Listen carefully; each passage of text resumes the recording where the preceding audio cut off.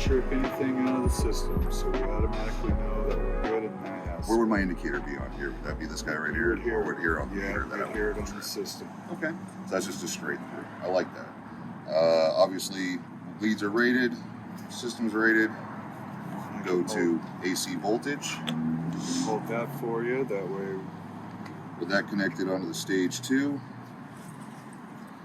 can go line 1 to line 2, but it is in a closed state, optional between ventilated and non, and A, B, and then your utilization is just kind of a roll up to initiation.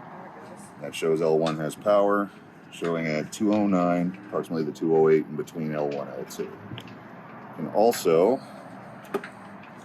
alternate between the lines and ground and do the same verification. In our system, 121. Oh, the other one. Oh, yep, you're right. Additional 120. That's appropriate for the back-to-back. And then back to L1, L2, all the way through. What do you think? It's great. The fact that you can interface with the stage 2 charger, with your meter, no trying to pry into the holes there, and especially not having to put yourself into any risk. Having this unit attached to it with that heavy duty guy right there, that makes this a whole hell of a lot easier to troubleshoot these systems. So what's sticking out to me right now is that this is the first time that you've used this tool here. It is. And it seemed like you flew through. It is intuitive. The unit itself is. There's only a couple places where your meter leads can actually go, and if you can read one of these, you can read one of these. Cat 2, 250, 50 and 60, and the meter out and the frequency output on there as well. So immediately to the work in the field, what's the value that you're seeing in this right now? Ease of use and interface.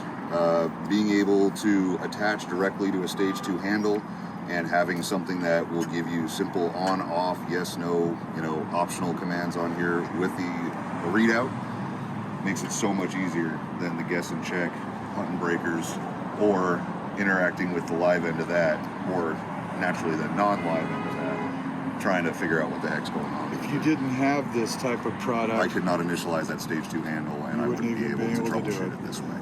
I would be tearing this box end apart. I would be looking at the terminal connections just to verify the path, let alone what it does when it interfaces with the vehicle. That is awesome. How many stations would you be able to service with this in comparison to the current workflow?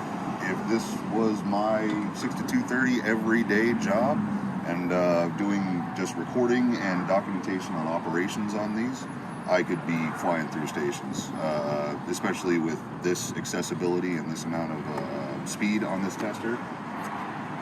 We have 8 here at the Union Hall. I could probably get through these in 20 minutes with documentation with this. it'd take you longer to drive to the next station. You got What would it take you usually without that?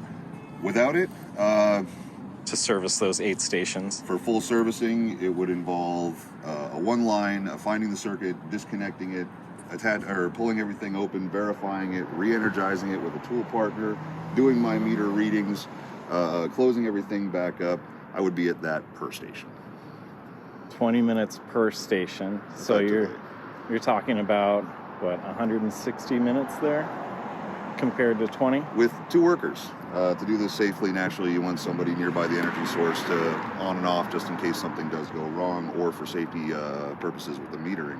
So with this and with the kind of hands-free interface on here, it's just one guy. So half the manpower, 8 times the efficiency. You got it. I like that thing. I really do.